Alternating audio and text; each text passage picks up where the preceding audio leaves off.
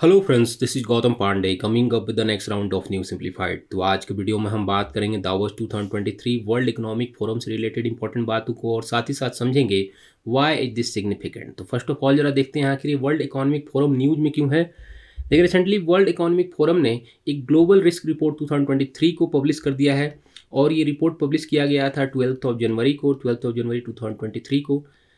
तो इस रिपोर्ट में बहुत सारे बातें की गई हैं। इस रिपोर्ट में वर्ल्ड इकोनॉमिक फोरम ने वर्ल्ड को अलर्ट करते हुए मेंशन किया है कि जो नेक्स्ट 10 ईयर है, मीन्स अगर 2023 चल रही है तो मीन्स 2033 तक क्या होगा, वर्ल्ड को बहुत सारी प्रॉब्लम्स का सामना करना पड़ेगा। कैसे करना पड़ेगा?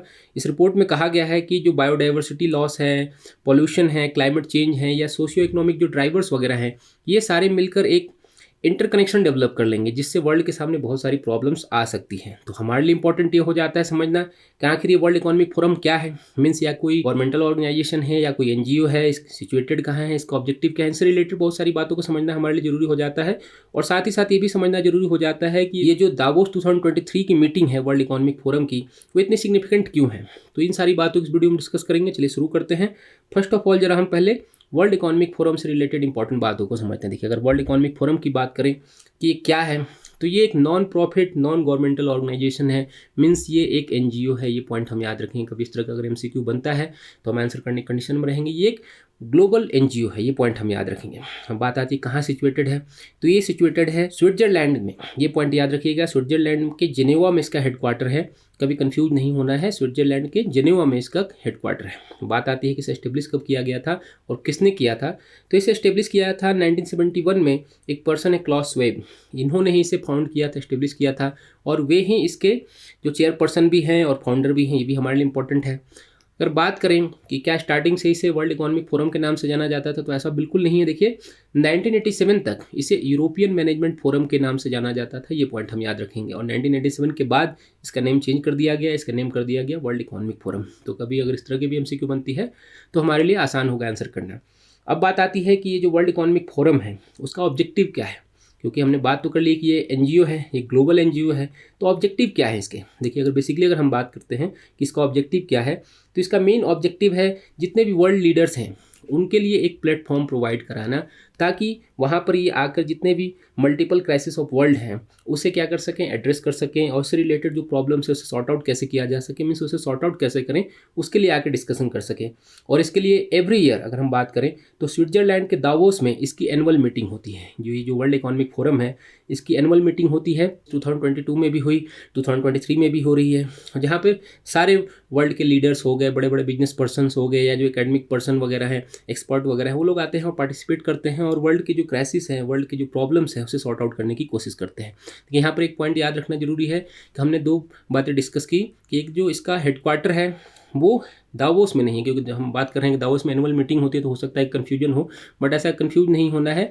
इसकी जो एनुअल मीटिंग होती है वो होती है दावोस में, बट जो इसका हेडक्वार्टर है ये जिनेवा में है। ये पॉइंट हम याद रखेंगे। जिनेवा में भी एक पर्टिकुलर प्लेस है कॉलोनी नाम से, वहाँ पर सिचुएटेड है। तो बिल्कुल कन्फ्यूज नहीं होना है यहाँ पर। अब जरा बात करते हैं कि ये दावोस में एवरी ईयर मीटिंग होती है, तो ये जो 2023 की मीटिंग हो रही है जिसकी हम बात कर रहे हैं, जिसके कारण ये न्यूज़ में है, ये क्या है, इसमें क्या क्या इंपॉर्टेंट बातें हैं। देखिए, अगर बात करें 2023 की मीटिंग की, तो ये मीटिंग 16 जनवरी से लेकर 2023 जो चल रहा है हमारा 20 जनवरी तक होने वाली है। मीन्स 16 टू 20 जनवरी तक चल रही है ये मीटिंग। मीन्स करंट में यहाँ पर रनिंग में है। अगर बात करें कि कौन सी मीटिंग है, जो एनुअल मीटिंग की हम बात कर रहे हैं, तो ये 53rd एनुअल मीटिंग है। ये पॉइंट भी हम याद रखेंगे। मीन्स 50 ईयर से ज़्यादा हो चुके हैं इसके एस्टेब्लिशमेंट को। ऑलरेडी हमने डिस्कस किया कि 1971 में इसे एस्टेब्लिश किया था, तो 50 ईयर से भी ज़्यादा हो चुके हैं इसके मीटिंग को। ये जो पूरी की पूरी मीटिंग है 2023 की, ये बहुत ज़्यादा फोकस्ड है किस चीज़ पे, जो करंट सिनेरियो में ग्लोबल पेंडेमिक चल रहा है। जैसा कि ऑलरेडी हम सब क्या समझ रहे हैं कि ग्लोबल पेंडेमिक खत्म हो चुका है, कोविड-19 खत्म हो चुका है, बट ऐसा बिल्कुल नहीं है। हाल फिलहाल में आपने न्यूज़ में देखा होगा कि चाइना में फिर से एक बार बहुत ज़्यादा प्रॉब्लम्स बढ़ चुकी है और 50,000 से ज़्यादा लोग, ऑफिशियली चाइना ऐसा मान चुका है कि समझिए कि 50,000 से ज़्यादा लोगों की डेथ हो चुकी है लास्ट 2-3 मंथ में। तो ऐसा नहीं है कि ये जो ग्लोबल पेंडेमिक है वो खत्म हो चुका है। हमारे यहाँ नेशन में भले आपको लग रहा हो कि खत्म हो चुका है, बट ऐसा बिल्कुल नहीं है। तो एक बहुत बड़ा इशू क्या है, ग्लोबल पेंडेमिक है।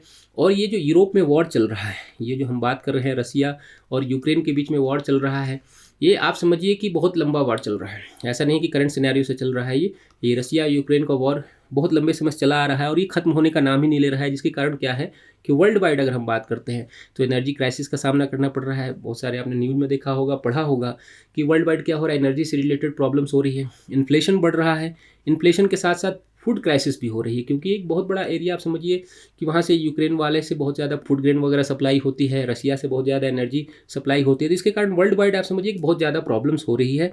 इसी कंटेक्स्ट में ये दावोस 2023 की मीटिंग हो रही है, एनुअल मीटिंग जो वर्ल्ड इकोनॉमिक फोरम है उसकी। अब बात आती है कि ये दावोस की मीटिंग हो रही है 2023 की, इतना सिग्निफिकेंट क्यों है? बहुत बार चर्चा होती है, लेकिन इस बार इतना सिग्निफिकेंट क्यों है, इसको समझना बहुत ज़रूरी होता है। जैसा ऑलरेडी हमने डिस्कस किया कि ग्लोबल रिस्क रिपोर्ट 2023 को पब्लिश किया गया है वर्ल्ड इकोनॉमिक फोरम द्वारा, और इसमें कुछ बातें की गई हैं, जैसा कि स्टार्टिंग से हमने डिस्कस किया कि इसमें बहुत सारी बातें की गई हैं, जो रिस्क बताए गए हैं, ग्लोबल रिस्क बताए गए हैं। तो ये जो टर्म है बार बार हम बात कर रहे हैं ग्लोबल रिस्क, ये क्या होता है, जरा इसको पहले समझ लेते हैं, उसके बाद हम थोड़ा डिस्कस करेंगे कि इतना सिग्निफिकेंट क्यों होता है।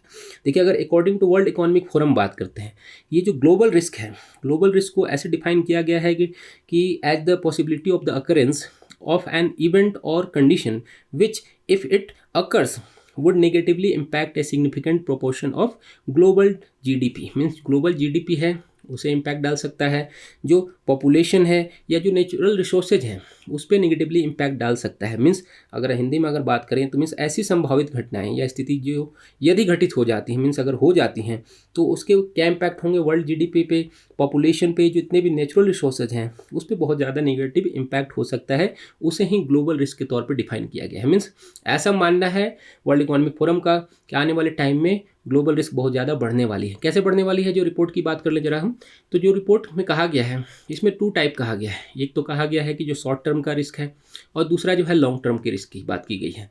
जो शॉर्ट टर्म की ग्लोबल रिस्क की बात की गई है, इसमें नेक्स्ट 2 ईयर के बातें की गई हैं कि नेक्स्ट 2 ईयर में क्या क्या प्रॉब्लम्स हो सकती हैं। इसमें कहा गया है कि नेक्स्ट 2 ईयर में वर्ल्ड के जितने भी बहुत बड़े नेशन, खास करके इंक्लूडिंग इंडिया के अगर हम बात करते हैं, एज इंडियन हम बात करें, तो इंडिया के साथ साथ बहुत सारे 10 ऐसे नेशन हैं जहाँ पर बहुत सारी जो प्रॉब्लम्स है उसका सामना करना पड़ेगा। कैसे कैसे प्रॉब्लम्स की अगर हम बात करते हैं तो इसमें जो नेचुरल डिजास्टर वगैरह हो या एक्सट्रीम वेदर कंडीशन वगैरह हो, उनका सामना करना पड़ेगा। बेसिकली इसमें डिफाइन किया गया है कि इंडिया के साथ साथ जो लैटिन अमेरिकन नेशन है, अफ्रीकन नेशन है, या फिर जो साउथ ईस्ट एशियन नेशन है, वहाँ पर ये प्रॉब्लम्स बहुत ज़्यादा देखने को मिल सकती है। ये तो बात होगी शॉर्ट टर्म की।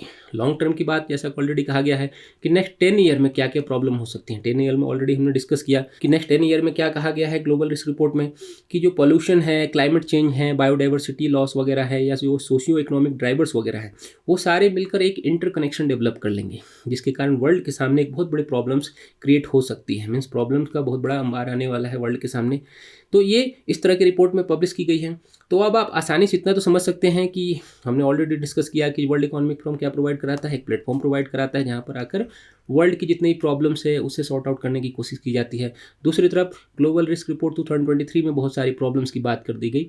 तो अब आप आसानी से इतना तो समझ सकते हैं कि इतना सिग्निफिकेंट क्यों है, क्योंकि यहाँ पर आने वाले जो जितने भी रिस्क वगैरह हैं उनको डिस्कस करना, उसे सॉर्ट आउट करना वर्ल्ड के लिए सबसे बड़ी बात है। और साथ ही साथ जो करंट सिनेरियो में पेंडेमिक वाली सिचुएशन है, साथ साथ रशिया यूक्रेन का वॉर के कारण जो शॉर्ट टर्म इमीडिएट हम इम्पैक्ट देख रहे हैं कि एनर्जी क्राइसिस का सामना करना पड़ रहा है, फूड क्राइसिस का सामना करना पड़ रहा है, तो यहाँ पर आकर ये सारे लोग मिलकर, वर्ल्ड लीडर यहाँ पर आकर इसे सॉर्ट आउट करने की कोशिश करेंगे।